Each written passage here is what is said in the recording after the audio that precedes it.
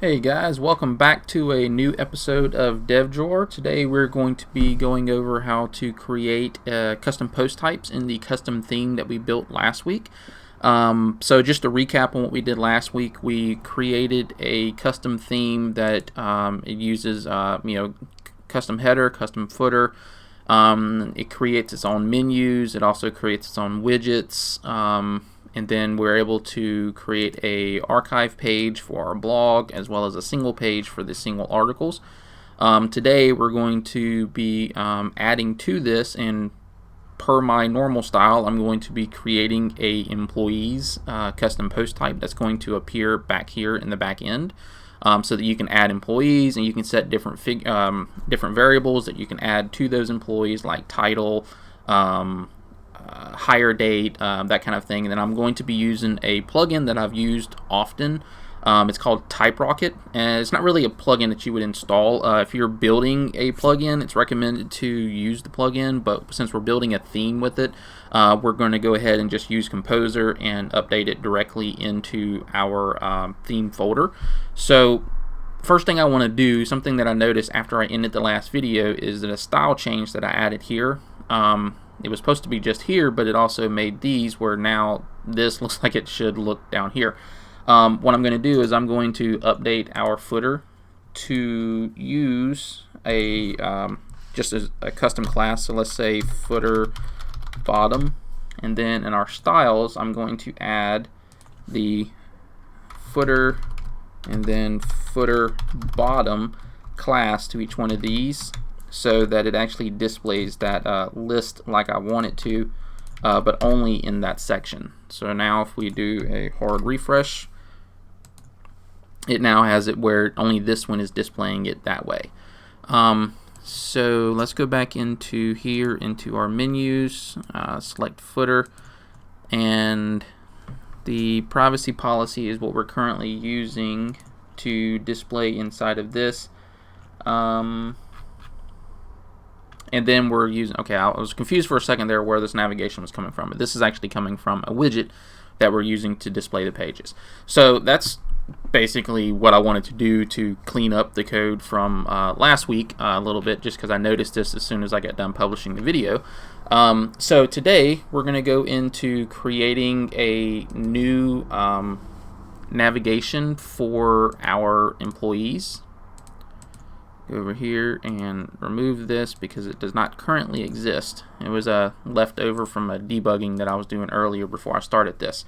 Okay, so what we want to do is we want to install a plugin called TypeRocket. And this TypeRocket, they have a pro version and a free version. It's always been free, but I guess they released a new version that has a pro version. But it's typerocket.com, and then from there you can select whether you want to look at the documentation for version 4, which is the last free version that they've pushed out, and then you have the pro version, so you can pay for it, which opens up a few more options for you. But we're going to go ahead and install it with the previous version, which still works exactly the way we want it to for what we're trying to do. So just to note, before you go to use it, you must be using at least PHP 7, have 5.2 for WordPress, and then have these extensions, as well as having inside of your permalinks, so settings, permalinks, you need to be using a friendly URL, which would not be the default URL for the permalink. I think the default is day and name. So we're going to be using post name because that's one of the requirements, because they use routes. Last thing that you need to get is Composer. If you don't have Composer already installed on your server or WAMP, it's pretty easy to install. Just click on this link and then follow the instructions about how to get it set up on your computer. I currently have it installed on mine, so I'm going to open up a terminal window inside of Visual Studio. I'm already inside of the folder that I need to be in. Let me just verify that. So we're inside of DevDrawer, but we need to cd to WordPress. Alright, so now this is our WordPress installation. We need to actually cd all the way into our theme So I'm just going to go browse out through my Explorer, and then I'm going to CD this here. So now we're inside of the wrong theme. Go back to this one. That was the Bootstrap one that we initially had. There we go. Now we're inside the right folder. So this is our theme folder, and I'm just going to run it, run the Composer installation that they have here. And I'm going based on the documentation, so you can recreate this whatever you need to, but you have to remember we're not doing it in a plugin. So what you're doing here is you would install a plugin to make it work with your plugin. What we're actually going to be doing is the theme installation, which is on the same page, and we're just going to copy this and paste it into our terminal. Now while it's running, you should be getting, if you're not familiar with Composer, it's a very easy way to import and download new files into your system, and it keeps up to date with versions. It's very easy to change. Like right now we're using version 4.0.16. If we wanted to switch that to 4.0.17, if they ever pushed out that version, we would just update our Composer file and then run Composer update instead of the Composer create project like we just did. But all of that information is on your on the Composer website, so you can figure out how to do it if you've never done it before. But if you haven't done it before, just it's a very good resource to use, because a lot of websites, especially if you do any kind of development using GitHub projects, then it makes it easier to get some of those files that you required for those projects. Okay, so this is done now, and as you can see here, we now have a new folder inside of our theme folder called TypeRocket. So let me close this out so you can see this a little bit better. So TypeRocket is what controls everything, and then it says in here that if you can change some of the configuration files and stuff like that. If you want to do that, you can just follow their documentation. We're going to use the defaults for it, so we're just going to copy over their require TypeRocket, and we're going to put it inside of our functions.php. First, let me close all of these out, and inside of our theme functions.php, let me close out the terminal too, since we don't need that currently. I'm going to add a call to TypeRocket. So let's say TypeRocket initialization, and that's just going to be a comment, and then we're just going to require TypeRocket init for initialization. So we've created our integration into TypeRocket. So now if we go back to the administration panel, let me close out some of these other windows. We go back into the administration, you'll notice that a link has been added down to the bottom of this called dev. But this is whenever you're building out the website. TypeRocket has some options for you to be able to add into your custom post types for icons and stuff like that, but I'll get into that in just a minute. So what I want to do is I'm going to go ahead and minimize that. Inside of our include folder, I want to create a new file that's called cpt.php.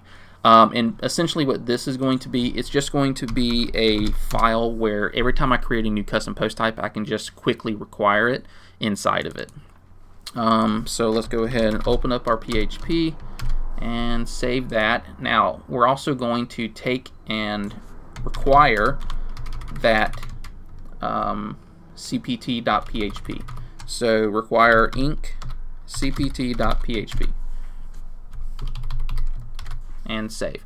So right now there's nothing in it, so we need to create a folder called cpts inside of our include folder as well. So new folder, and I'm just going to name it cpt so we know where to reference it at in the future. So inside of this cpt folder, I'm going to create a new file called employees.php.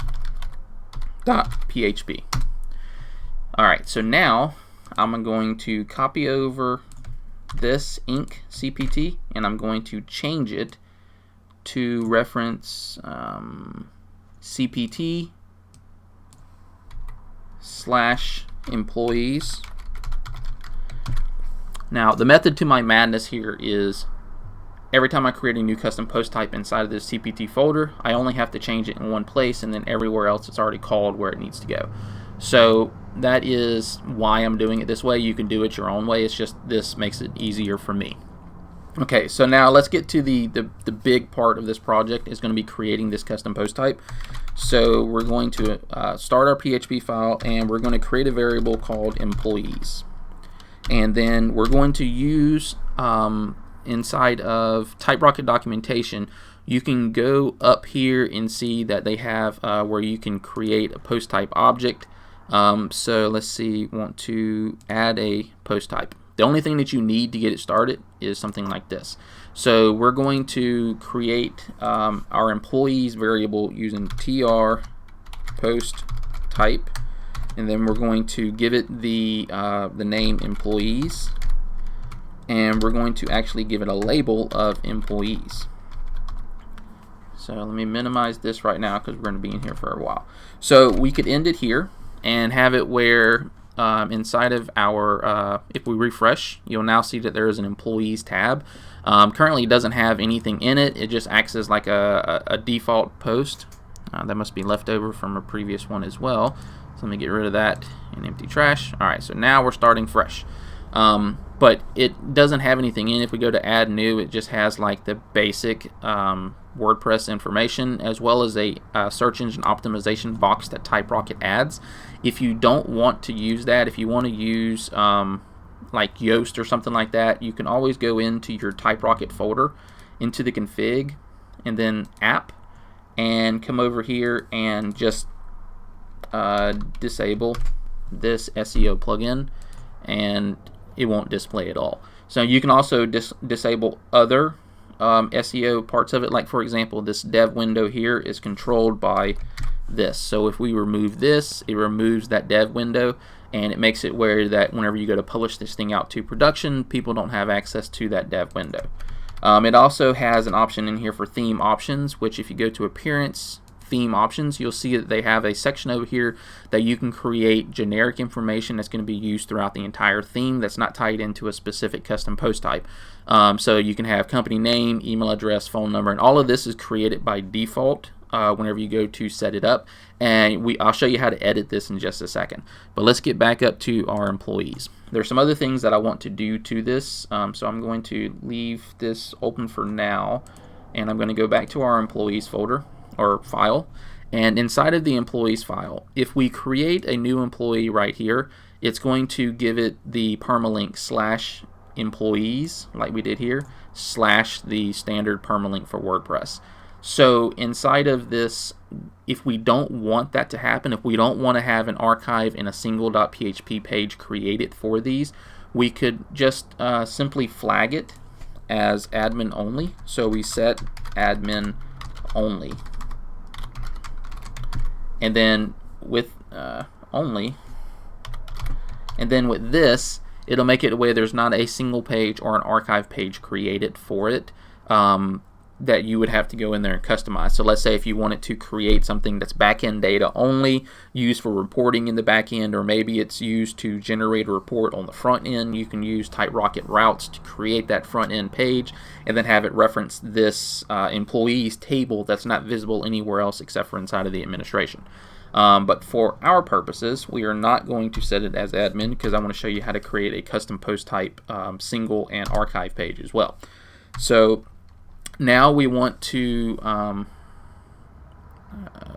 set the icon for this, and you would do that simply by doing set icon, and you would put the icon name inside of there. So I'm going to go over here to this dev tab. Hold on, let me comment it out for now.